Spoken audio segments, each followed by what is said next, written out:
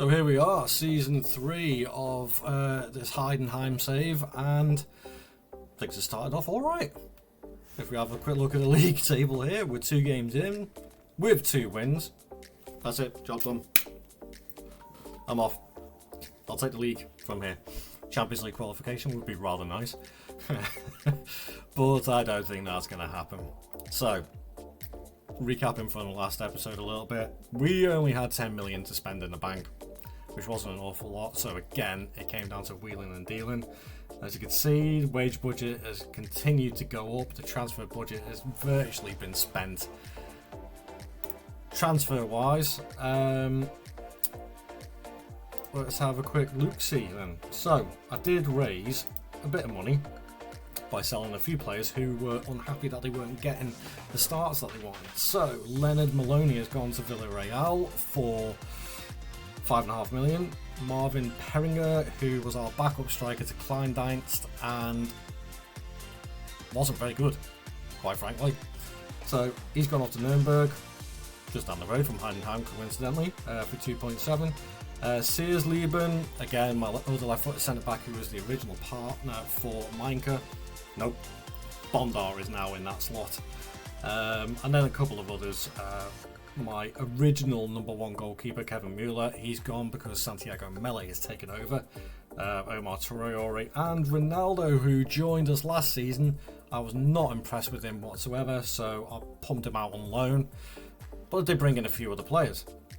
So if I organise this, I brought in 3 free transfers. I needed another backup goalkeeper. So Marcel Lotka from Borussia Dortmund has come in. And then I wanted to stack out my squad just with a more talent.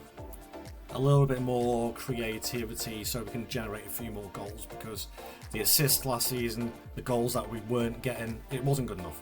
So, Willen Cyprian from Parma, 30-year-old central midfielder who, again, is a creative one, works really hard, good flair, pretty good vision, good squad player. Nikola Iliev is a very promising attacking midfielder / striker, so he could back up Kleindienst if needs be, but I also have another backup striker in Michael Obafemi, who I signed for 3 million from Burnley. Anybody who's watched my Aberdeen save knows that I've signed him before, and he's a fairly decent striker. He's got a good pace, and that's what works for him. Good backup for Kleindienst. Then, I couldn't believe this one. Mohamed Diamande. Well-renowned wonder kid on previous FMs, especially 21, 22 and 23. Liverpool ended up signing him from Nordsjælland for 6 million. He hardly played. I went in with a 3 million bid and Liverpool went, yep, no problem, have him. We're like, I couldn't believe it. So, yep, I'm happy with that. 3 million quid for Mohamed Diamande. I'll definitely take that.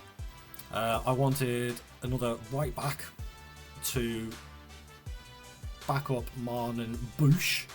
And I got a young Portuguese guy, 21-year-old, Diogo Travasos. Very good all round, even at the age of 21, so I think he'd be a good backup for him. And I wanted another centre back to strengthen that. The fact that Searsleben has gone, so I have basically as my centre backs, if you have a look at it, got Bondar, Mainke, Voss, and Benedict Gimber who can play there. But I wanted another left-footed one, just to back up Bondar, who's going to be playing with Mainke. So I got in Haynes Delacroix from Burnley again. Very cheap price, 4.7 million. He was on the transfer list, so I thought, yeah, I'll bring him in. Good backup again. That's pretty much the spending that we've done. If we have a look at the schedule, a brilliant 7-0 win in the first round of the Pokal. So that's us into the second round against Regensburg. So I'm hopeful that we may get into the third or the quarterfinals. If we get it right. Then we played Union Berlin, should I say, 2-0 win after they got relegated and bounced back up, and a 4-2 win against FC Cologne. So I'm happy with that. A couple of decent results. Looking at the way things are at the moment, because there's no European football again, it's just the league and the cup competitions. I'm hoping that we've got that second season syndrome out of the way, we're on to the third season and we'll progress Fingers crossed that actually happens. I'll be back in a few seconds to see if it actually does.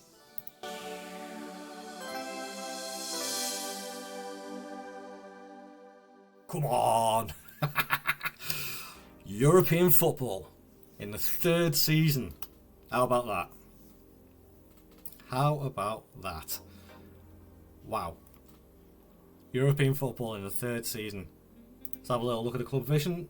Yeah, they are absolutely ecstatic. And for next season, their ambitions have gone along with mine now as well. So they want a mid-table finish in the Bundesliga and be competitive in Europa League. I'm sure we can do that, because being in the Europa League, they've given me a little bit more of a transfer budget, 21 million. Obviously, I'll sell a couple of players again, generate a little bit more money, hopefully improve the squad. If we have a look at the competitions, well, there goes my hope of actually progressing in the Pokal, because we got knocked out by Regensburg in the 2nd round. Okay. Schedule-wise, though, things look really decent. We hit a bit of a blip at the start of the season, where we didn't do too well, but we had a very good January. Very good January.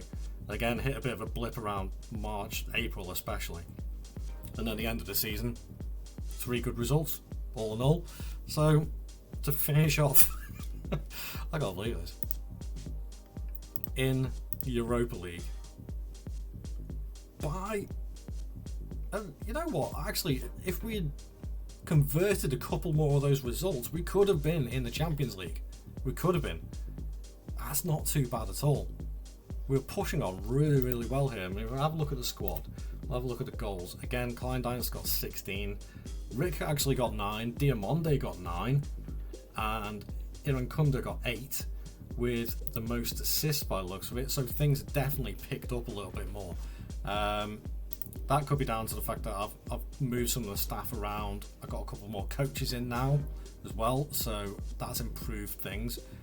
But also, if we have a look at the club info, these things I'm going to start pushing on. So reputation, obviously, I can't do too much about. That just comes with time and getting decent results, qualifying for Europe and the such like. Training facilities, and youth recruitment is what I'm going to focus on now. So I'm going to be pestering the board to improve those and see where we can go from there. But overall, season number 3, perfect. I'm happy with that. I'm not getting lofty ambitions to thinking that we're going to win the Bundesliga within the next couple of years. That is going to be incredibly difficult, even more so with the Champions League, but it's building something very, very steady. And I'm very happy with that. So, if you enjoyed this episode, please leave a like and subscribe to the channel for more content like this. More episodes will be coming. I try and plan my episodes out for every Monday and Friday, maybe with a bonus episode in the middle of the week as well. But as I say, if you like this content, go and check out the other series that I've done, especially the Borussia Dortmund one. Kind of become a little bit of a fanboy of the Bundesliga. I like this league. I think it's a good league. But besides that, join me for episode number 4 to see how we get on in the Europa League, whether that's going to damage the club in the league form, whether we can qualify again, or whether we can go one better and get for the Champions League. Who knows? Join in for the next episode, and I'll see you then.